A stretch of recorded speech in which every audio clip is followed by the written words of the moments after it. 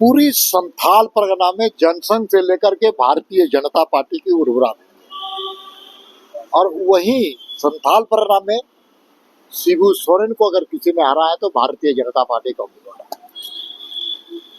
हेमंत सोरेन को हराने का काम भारतीय जनता पार्टी का कार्यकर्ता उम्मीदवार ने किया है। बरहेट की जनता ने बहुत बारीकी से अपने जनप्रतिनिधि को देखा और जनप्रतिनिधि के प्रतिनिधि को भी देखा, किस प्रकार से भ्रष्टाचार से लिप्त, विकास से मुक्त बरहेट रहा है। और बरहेट की जनता चाहती है कि परिवर्तन, बदलाव, क्योंकि विकास की किरणें वहां तक पहुंची नहीं। वहां पर जिस प्रकार से महिलाओं के साथ अनाचार की घटना घटी थी, वो मेरी बहन की तरह थी और वो झारखंड की बच्ची थी, आदिवासी थी, उसको लोगों ने अभी तक याद करके रखा है। वहां पर जिस प्रकार से खनिज संपदा की लूट हुई है, उसको जनता ने बहुत बारीकी से समझने का काम किया। और वो पवित्र भूमि सिद्धू कानू का पवित्र भूमि, वहां पर जब से सरकार बनी है, न सड़कों का निर्माण हुआ है, न बिजली का कोई आगे का कोई काम हुआ है, न शिक्षा का। पूरी तरह से अव्यवस्था का दूसरा नाम बरहेट। इसलिए परिवर्तन तो होना निश्चित है।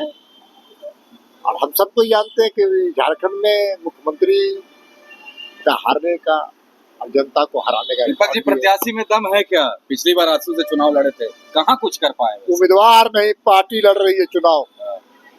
कमल का फूल लड़ रहा है और जिनके पास नरेंद्र मोदी जैसा व्यक्तित्व है, नरेंद्र मोदी जैसा दुनिया का सर्वाधिक लोकप्रिय नेता है और वहां के मुद्दे अब स्पष्ट है। जिस प्रकार से बांग्लादेशी घुसपैठी आकर के आदिवासियों की जमीन और आदिवासियों की जमीन को लूटने का काम किया, ये बड़े मुद्दे हैं। मोदी का गारंटी चलेगा? मोदी की गारंटी दुनिया में चल रही है।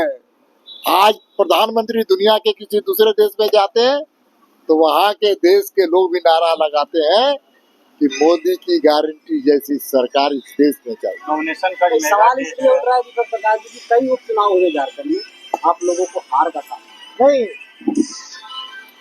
हम रामगढ़ का चुनाव जीते हैं, जिसको खाली स्मरण करा रहे हैं। और स्थानीय जो चुनाव होते हैं, स्थानीय चुनाव जिसको लोकल सेल्फ गवर्नमेंट बोलते हैं, जो इसमें मुखिया, जिला परिषद, वार्ड, उस पर अप्रत्यक्ष रूप से चुनाव होता है। उसमें भारतीय जनता पार्टी ने 57% स्थानों पर हमारे गांव के कार्यकर्ता जीते थे। ये उनकी करारी हार थी। दीपक जी, आज नॉमिनेशन का मेगा बड़े बड़े बीजेपी के नेता नॉमिनेशन करें, सीता सोरेन की बात को, बाबूलाल मरांडी हो, 3 केंद्रीय नेता, मुख्यमंत्री नॉमिनेशन में आए। किस तरह से आज देख रहे हैं नॉमिनेशन के बाद चुनाव में? हमारे कई नेता आज नॉमिनेशन की प्रक्रिया पूरी कर रहे हैं और मुझे विश्वास है वो शुभ मुहूर्त उस क्षेत्र के लिए, और उस शुभ मुहूर्त के माध्यम से वहाँ कमल फूल खिलेगा, ऐसा झारखंड की जनता की आकांक्षा है। ठीक है, थैंक यू।